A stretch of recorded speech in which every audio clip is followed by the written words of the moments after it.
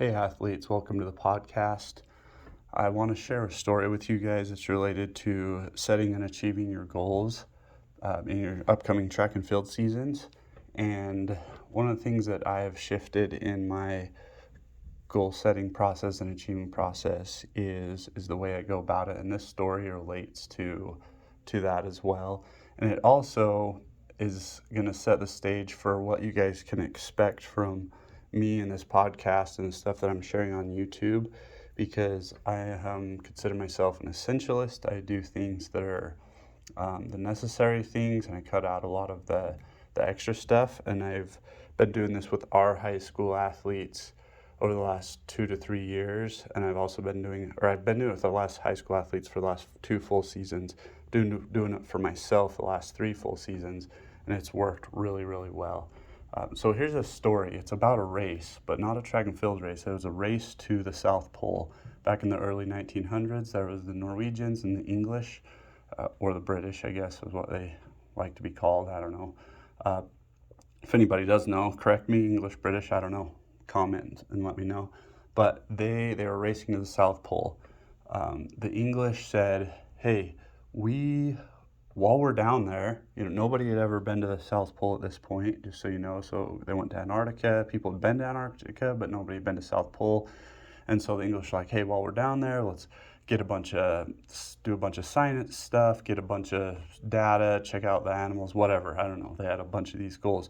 The Norwegians said, hey, our goal is to get to the South Pole. Let's get there and let's make that the priority, and everything else, if we run across stuff, cool. If we happen to stumble, do some science stuff as we go, whatever, but it's not going to be our focus. So when they set out, because the English wanted to do all of this stuff, they had all the shiny objects. There was, at this time, the early 1900s, there was motorized vehicles were coming out, but obviously going across Antarctica, that wasn't going to work. But they had motors that I guess they thought they could use when they needed to cross caverns or chasms and cracks in the ice. They could use these. They could tie on with a rope and use these motors to pull themselves. And they could use the motors to also pull their wagons and things like that, or attach them there. I don't know exactly what they wanted to use or how they used them, but I know they were using these motors, but they were still fairly new. They had all the fanciest, nicest equipment. They packed everything they could ever think they might need, and it was hard for them. They said their goal was, hey, we're going to go as far as we can every day, and do as much work as we can every day. And so it became very hard for them. A lot of them got sick because they were just doing way too much. They were too focused. Their equipment broke down. They got super, super tired. They were super tired all the time because they were doing all this stuff and they were working hard.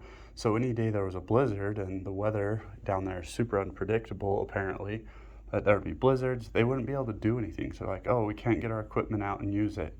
The motors broke down, so now we don't have those to help us make progress and carry our heavy wagons. So they had to pull them by hand. Their dogs got sick because they were pushing them too hard, because they had sled dogs and all this stuff, right? So it took them forever, and they didn't even get a lot of the science data that they wanted to collect. But on the other hand, the Norwegian team, they had that one goal. They were very focused on it. They took the stuff that they needed. They took the stuff that was tried and true, right? They had this equipment, and they were accomplished explorers. And Norway is closer to the North Pole, so they've had a lot of experience up in the cold and the ice. Whereas the English, they had been on excursions to the cold and the ice, but they weren't as used to it. So the Norwegians knew exactly what equipment they should expect to use, and they only took the necessary things that they've trusted and had used a lot of times before.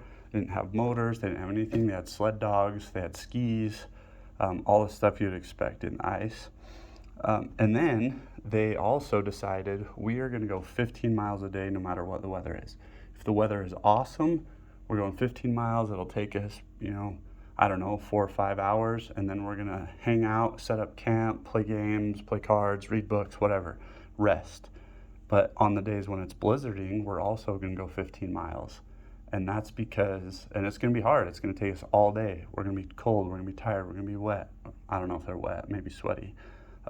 But we can do it, because then on the days that are really good, we'll only go 15 miles, we'll be able to rest. They got within 45 miles of the North or the South Pole, and the weather was phenomenal. And their guys are like, hey, we just knocked out that 15 miles in a couple hours. Let's keep going, right? And their boss was like, no, we're only going 15 miles a day. You guys need to rest. And everybody kept bugging him, and he's like, nope.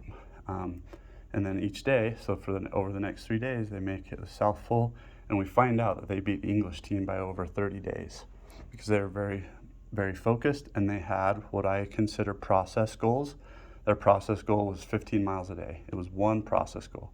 Their end goal was to get to the South Pole, but to get there, they went 15 miles a day, and their whole focus was doing that.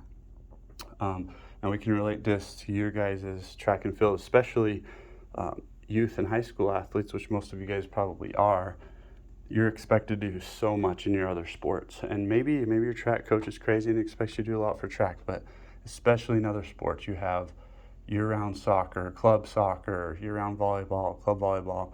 In the summer, you're doing all your tournaments, right? If you're a soccer player and a basketball player, you're doing soccer camp one week, basketball camp the next week, or if you're a football player, you might have football camp in the morning and then basketball camp in the afternoon. You guys are doing way too much, and I hate it. I hate how society and the world has got to that point, but it is what it is, and you're going to have to navigate that, and I'm sorry you do. Even 15, 20 years ago when I was doing it, we didn't have to deal with that much stuff. And it's crazy because even most college coaches and professional coaches say, they don't think that's right, but parents and especially clubs, because clubs make money off of you guys. If you didn't know that, there's a secret. Sport performance coaches that are teaching you speed, agility, and all that stuff, they're making money off you guys. So of course they're going to tell you have to do it. And I'm not saying it's necessarily bad, but you need to be focused. You need to be like the Norwegians. You need to say, what is my goal and what is the necessary stuff to do? The other thing is, like the English, they had the shiny objects. They're like, oh, these motors, they're a new thing in the world. They're going to help us so much. But they weren't tried and true, so they got them down there, and it was way too cold, and they broke down super fast. You guys are going to see on Instagram, Twitter, TikTok, all these fancy training ideas, all these things that people are doing, and you're like, oh, that looks so fun, looks cool. The stuff that, Coach Tyson's telling me or whatever, that's boring. I've done it a few weeks in a row, and I'm so bored with it. But here's the reality. That stuff works, and those shiny object things, maybe they work, maybe they don't. We don't know yet. But you're more likely to get hurt trying something new. And I'm not saying don't try stuff new, but there's a time and a place for that. So you just need to be super focused on those things. And when I changed my training up, it's been hugely beneficial. And I do try new stuff, but I time that new stuff. I'm not doing it in the middle of the season or the end of the season. And if I do try something, for example, I was jumping this last week with my coach, and there was a minor tweak he wanted to make in my flight, in my long jump, right? Because he felt like it could help. So I tried it in 2 different jumps, and it was screwing me up. And I'm going to World Championships in 3 weeks. And so I was just like, hey, I know this is something I need to work on. I know it will make me better, but right now it's not a good time to add it in. So now my plan in the fall is I'm going to solely focus on that. I'm going to get really good at it and test it out, and it's going to be great. But for now, I'm not going to do that. And that's something that even as a experienced elite athlete, I was like, okay, that's a minor tweak. I think I can do it. But I ended up not being able to. Now, there might be a minor tweak you need to make a couple weeks before state that is a good tweak, or maybe it's a necessary tweak. I've had athletes where we've had a weaker district, and so they qualified for state, and so they were running from a 7-step, but I needed to move them back to a 9-step, because even if it screwed them up and they didn't jump well at state, they weren't going to do super well anyway compared to the other athletes in the state. So I said, you know what? We're going to go to state. We're not going to do well compared to the other athletes, whether we stick with your 7-step or go back to a 9-step. So we might as well start learning this 9-step. So there are some tweaks and some specific exceptions to this rule. But generally speaking, you need to stick to what works and stick to what you've been doing. Even if it's wrong, by the way, you still don't necessarily, if it's wrong but it's working well for you, you don't want to make changes right at the end of the season. You want to stick, just like the Norwegians. They got within 45 miles of the South Pole, and they're like, hey, let's change everything. Let's just go hard for it. We can get there by tomorrow. And the boss said, no, we're going to stick to what we know has been working, because they had to get back too, right? Maybe if they would have went all 45 miles, they would have got there and would have been fine. But then their equipment might have been more worn out. Their dogs would have been tired. Maybe some of them would have got sick and died, right? So by sticking to that 15 miles a day, it went really well for them.